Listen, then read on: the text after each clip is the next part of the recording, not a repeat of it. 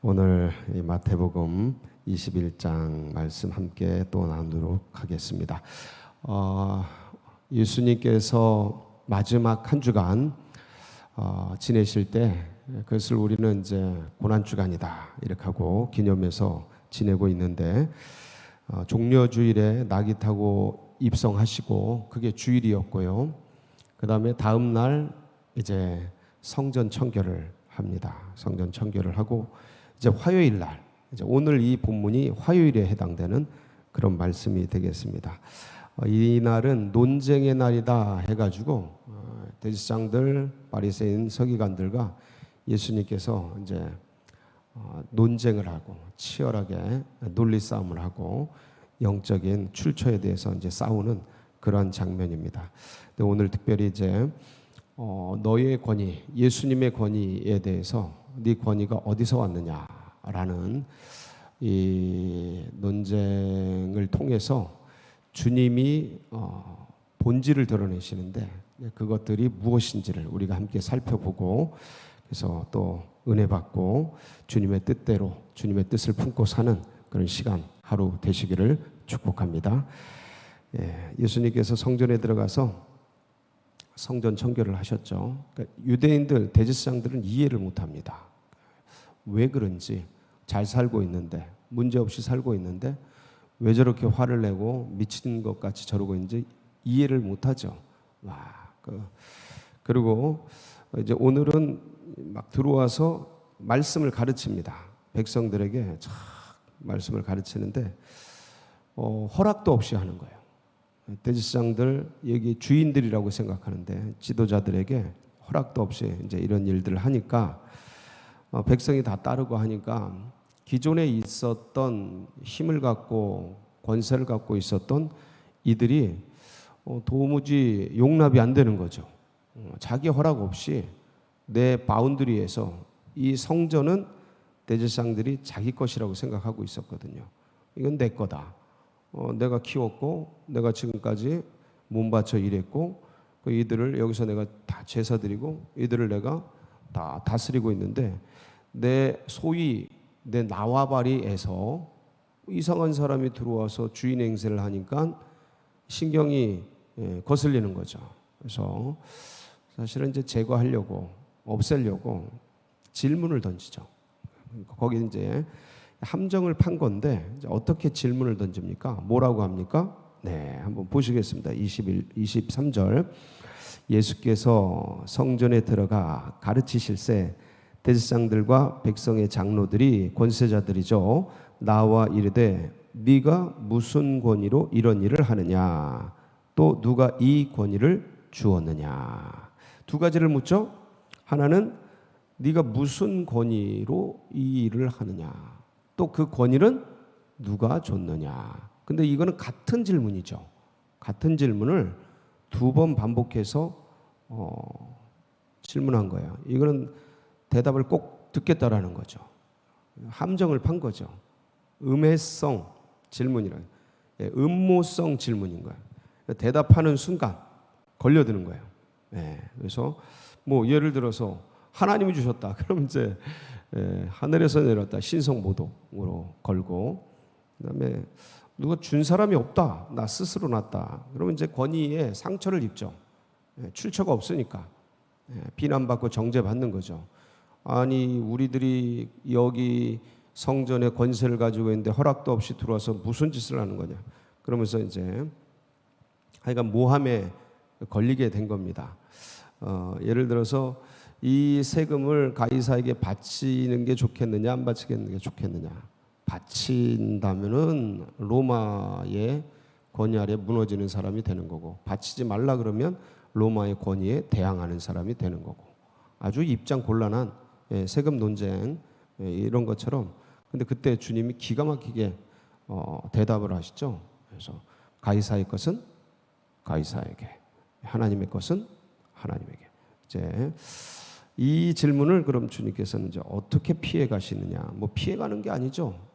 아주 그 자신들, 이 질문하는 자신들이 무슨 모순에 빠져 있는지를 드러내셔요. 한번 보실까요?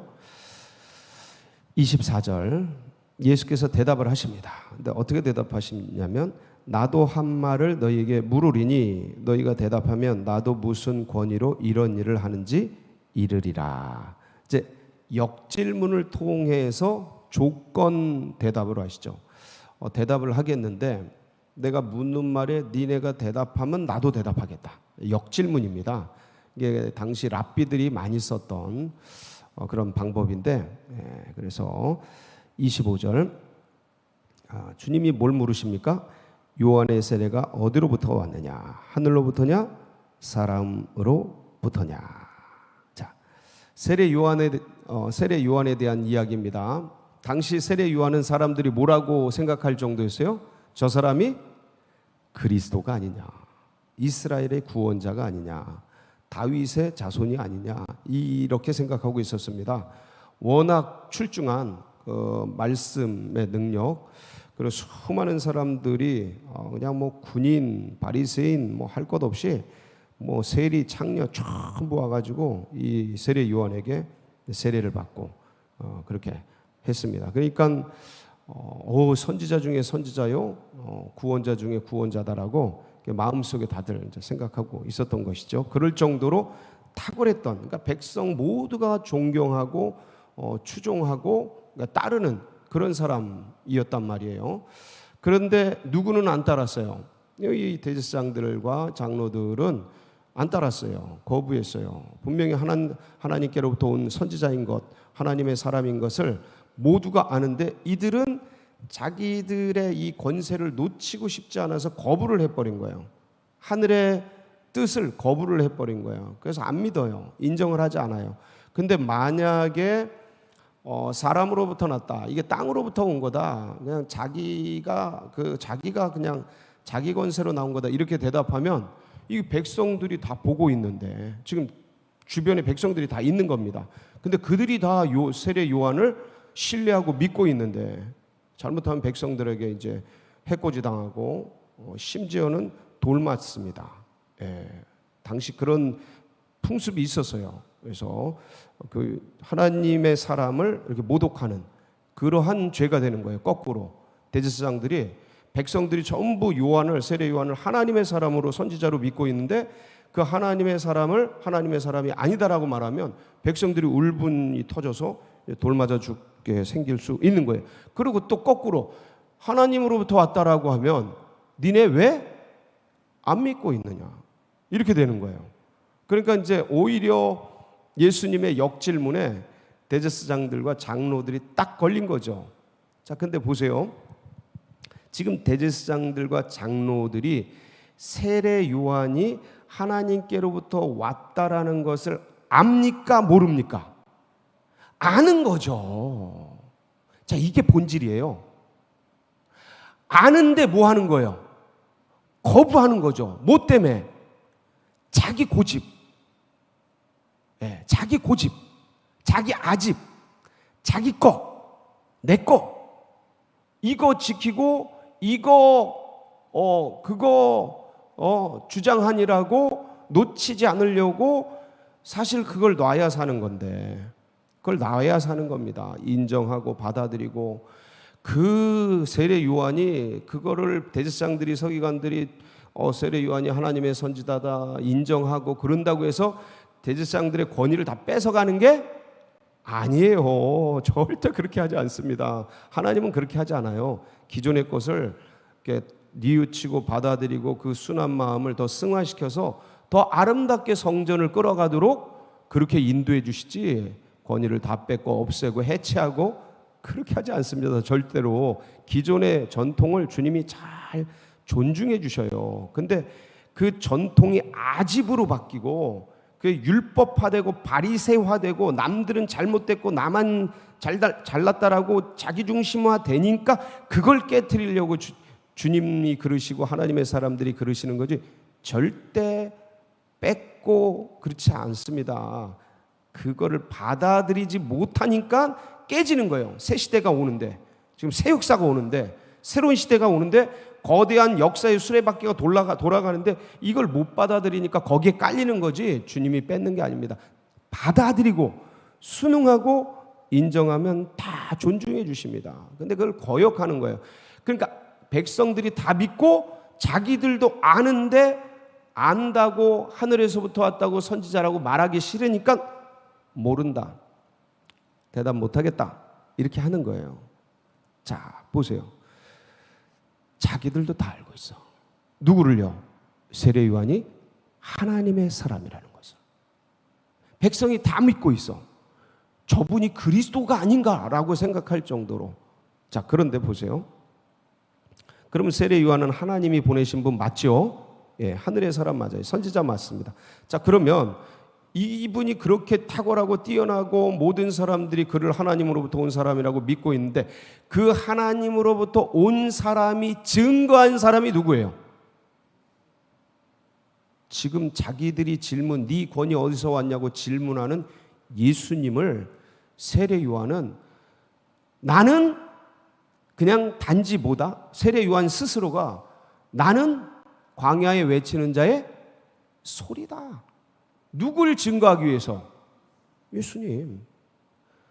지금 대제사장 장로들이 네 권위 어디서 왔냐라고 묻는 그분을 세례 요한이 하나님으로부터 왔다고 니네도 알고 있고 모든 백성이 믿고 있는 이 사람이 내가 온 것은 그냥 광야에 외치는 소리고 그 소리를 통해 진짜 증거하려고 그러는 분이 이분이야 라고 증거하고, 예, 나타내고 드러내고 나는 쇠하여야 하겠고 그는 흥하여야 하겠다. 아, 나는 진짜 내 모든 제자들이 그러니까 이 얘기가 왜 나왔냐면 예수님이, 그러니까 이 세례 요한이 세례를 베풀고 있는데 예수님이 저쪽에서 세례를 베푸니까 예수님이 직접 세례 베푼 거 아닙니다. 제자들이 한 거예요. 근데 그쪽으로 백성들이 다 가는 거예요. 그러니까 그때 요한의 제자들이 그런 얘기를 하는 거예요. 요한이요, 우리에게 세례 받던 사람들이 다 저쪽으로 갑니다. 그러니까 그때 했던 말이에요. 나는 쇠하여야 하겠고 그는 흥하여야 하겠다. 신랑의 친구가 신랑이 결혼하는 거 너무 기뻐하는 것처럼 그런 기쁨이 내게 있다 라고 말할 정도로 증언한 분이 누구야? 예수님이에요. 그러니까 하나님의 사람이 하나님이라고 증거한 거예요. 하나님의 아들이라고. 그 요한복음 보면 1장 23절부터 한번 볼게요. 27절, 29절 한번 쭉 보겠습니다. 시작. 이르되 나는 선지자 이사야의 말과 같이 주의 길을 곧게 하라고 광야에서 외치는 자의 소리로다 하니라. 나는 이런 거고, 진짜 보세요. 내 뒤에 오시는 그이라. 나는 그의 신발끈을 풀기도 감당하지. 나는 신발끈을 푸는 게 노예입니다. 난 그의 노예도 안 된다. 그것도 못한다. 그만큼 위대한 분이시다. 29절. 그는 어떤 분이냐면 이튿날 요한이 예수께서 자기에게 나오심을 보고 이르되 보라, 세상 죄를 지고 간 하나님의 어린 양이로다. 그래서 31절. 예, 이분을 나도 그를 알지 못하였으나 내가 와서 물로 세례를 베푸는 것은 내가 지금 이 모든 걸 하는 거는 그를 이스라엘에 나타내려 함이니라. 그러니까 나는 그분을 드러내고 그렇게 하고 사라지는 존재. 그리고 진짜 사라졌죠. 예, 예수님 드러내고 사라졌습니다. 그래서 예, 다시 한번 36절 보면 1장 36절 예수께서 건의심을 보고 말하되 보라, 하나님의 어린 양이로다. 그리고 제자들을 보냅니다. 제자들, 예, 자기 제자들을 예수님께 보내요. 그러니까 다 키워서 예수님께 보내고 자기 모든 세례 사역 예수님께 인계하고 그리고 예수님을 증거하고. 그래서 28절에 보면 3장 요한복음 3장 28절 30절 이 내용이 나오죠. 내가 말한 바 나는 그리스도가 아니요. 사람들이 다 그리스도라고 생각하니까 그의 앞에 보내심을 받은 자라고 한 것을 증언할 자는 너희. 그럼 누가 그리스도라는 거예요? 예수님이 그리스도라는 거죠. 이걸 요한이 증거한 거예요. 그러니까 그래서 신부를 취하는 자는 신랑이나 서서 신랑의 음성을 듣는 친구가 크게 기뻐하나니 나는 이러한 기쁨으로 충만하였노라. 그는 흥하여야 하겠고 나는 쇠하여야 하리라 하니라. 그렇습니다. 누가복음 3장 15절 16절에 이제 백성들이 나오죠. 한번 보겠습니다. 다 요한을 이제 백성들이 바라고 기다림으로 모든 사람들이 요한을 혹 그리스도신가 심중에 생각하니 요한이 모든 사람에게 대답하여 이르되 나는 물로 너희에게 세례를 베풀거니와 나보다 능력이 많으신 이가 오시나니 나는 그의 신발끈을 풀기도 감당하지 못하겠노라. 그는 성령과 불로 너희에게 세례를 베푸실 것이요. 이분이 누구시다? 예수님이시다. 하고 증거한 거예요. 자, 그런데 이 세례 요한을 이 대제사장과 장로들이 받아들여요? 안 받아들여요? 안 받아들이는 거예요. 인정할 수가 없는 거야. 뭐 때문에? 다 인정하는데 요 대제사장과 장로들은 이 권세를 잡은 자는 절대로 놓치고 싶지 않는 거예요. 인정하고 싶지 않는 거예요. 뭐 때문에?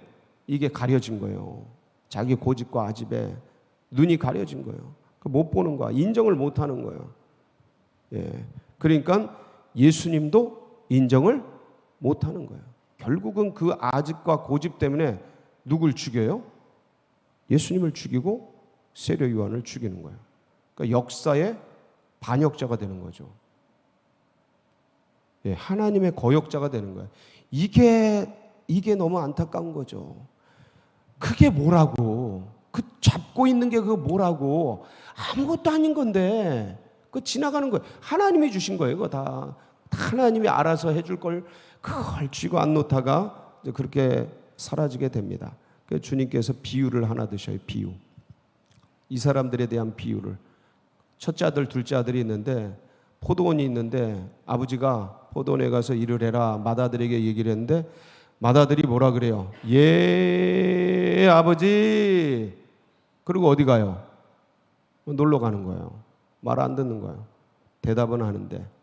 근데 둘째 아들이 아들아 저 포도원에 가서 일 좀 해라. 그러니까 둘째 아들 싫어요. 아유 그런 걸 왜 시켜요? 귀찮게 해. 아버지는 하세요. 나중에 뉘우치고 아유 아버지 힘드신데 가서 일해야지. 그러고 일했어요. 누가 아버지의 뜻대로 했느냐라는 거예요. 이건 삼척 동자도 다 알지 않습니까? 그걸 왜 니네가 모르느냐라는 거예요. 세례 요한이 와서 다 말씀을 전하고 하나님의 뜻을 전하는데 그걸 너희도 알고 모든 이가 아는데 그걸 왜 못 받아들이고 있냐? 니네 하나님 나라가 이 세리와 창기들은 다 받아들이고 회개하고 있는데 이들이 하나님 나라에 먼저 들어갈 거다. 요한보다 더 큰 내가 와서 지금 말씀을 전하고 있는데 왜 거역하고 있는지 지금 모함에 빠뜨리려고 하고 있는 거잖아요. 뭐 때문에? 아집과 고집과 똘똘 뭉쳐진 오만과 교만 덩어리 때문에. 사랑하는 성도 여러분, 참 이렇게 쉽지가 않습니다. 새 속에 물들고 뭔가를 붙들고 가지면 안 보이는 거예요. 보여야 될 게 안 보이는 거예요. 그런데 너무 감사한 것은 우리는 주님께서 은혜를 베푸셔서 영안을 여셔서 이 존귀한 주님을 받아들이고 믿고 의지하고 가고 있으니 이게 얼마나 큰 은혜입니까? 여러분 오늘도 이 주님을 나의 주님으로 깊이 고백하면서 주님 붙들고 승리하는 복된 날 되시길 축복합니다. 같이 기도하시겠습니다. 이게 쉬운 것 같아도 쉽지 않습니다. 믿고 의지하고 간다라는 게 참 만만치가 않아요. 내 안에 있는 것들이 얼마나 강한지. 근데 주님께서 이걸 열어주셔서 감사하고 아버지 주님 오늘도 주님께 부르짖을 때 특별히 우리 환난당하는 교우들 성도들 기억해 주시고 소도경 안수 집사님과 환우들 하나님 고쳐주시고 회복시켜 주시옵소서. 그리고 다음 세대들 하나님 교회 학교 지켜주시고 우리 수능생들 62일 남았는데 하나님 끝까지 완주하고 좋은 열매 맺도록 역사해 주시고 JDTS 40기가 내일 개강합니다. 하나님 학생들을 보내주시고 안전하고 은혜로운 학교 될 수 있도록 DTS 가운데 기름 부어 주옵소서. 여러분 각자의 기도 제목 붙들고 주여 부르짖고 다 같이 기도하며 나갑니다. 부르짖습니다. 주여